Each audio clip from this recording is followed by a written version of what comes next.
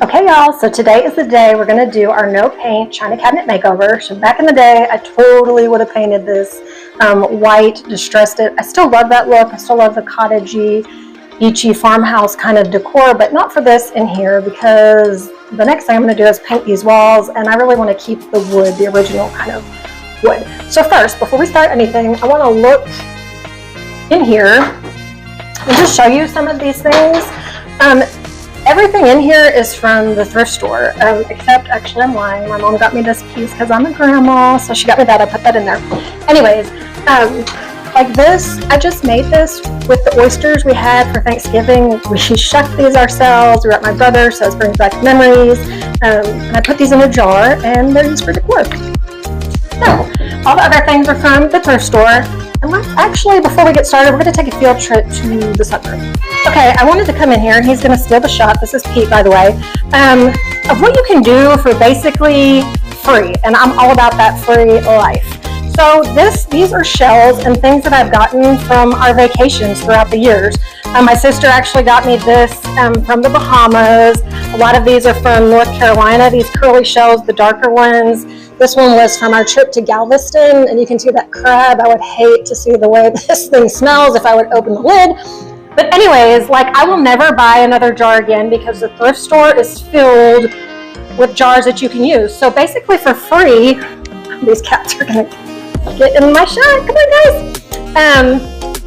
You can basically do this for like next to nothing, and I think it looks really good. Anyways, okay, so back to our video of the china cabinet redo. Let's go.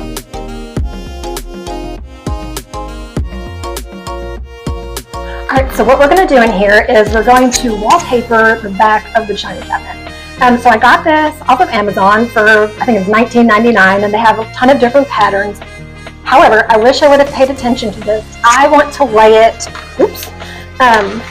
horizontal, but the pattern is more for vertical, but I'm going to make it work. It's going to work for me, and I'm going to do that. But if you're going to do this, I would pay attention to the way, if it can go both ways, or how you're going to actually lay it out. So that's a mistake I did make, so you might want to pay attention to that. But right now I'm going to measure it and see what we're going to do next.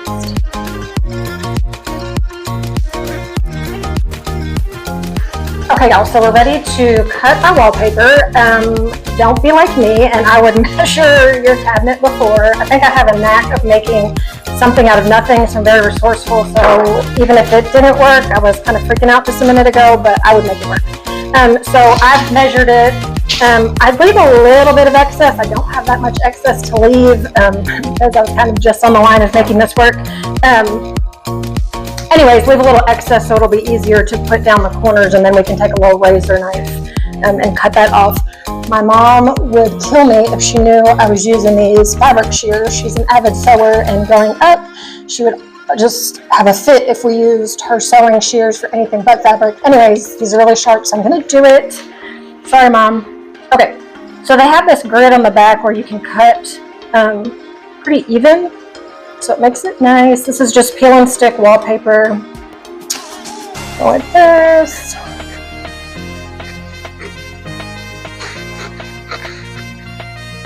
And the other end I'm not going to cut because it's actually pretty much just enough. I might have a little excess. Anyways, let's go pick this up.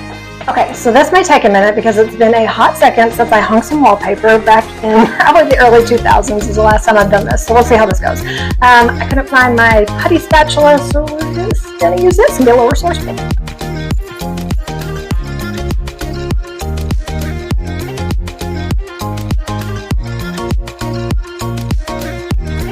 Okay, if that was painful to watch, it was painful to hang. So it's been, like I said, a long time since I've done this, so I like the way this has turned out. I'm going to do the top, and then we'll talk about it.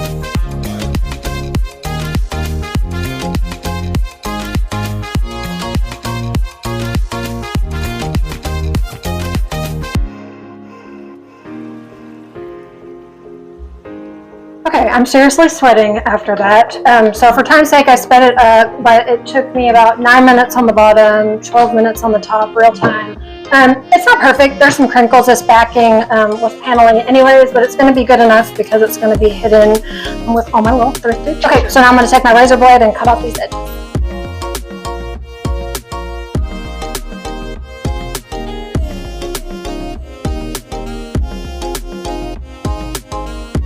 Okay, so I'm really happy with the way this turned out.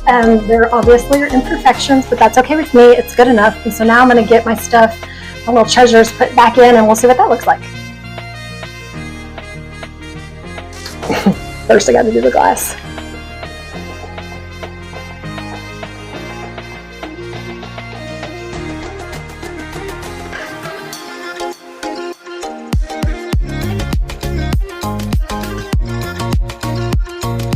Okay, also here's the finished product, and it's not something that you walk in the room and be like, oh my god, what'd you do to your china cabinet? But it gives it a little extra character, especially when you get up on it close. And like I said before, it'll make more sense, the color palette, when I change the color of this room, so stay tuned for that. I'll do a video on that.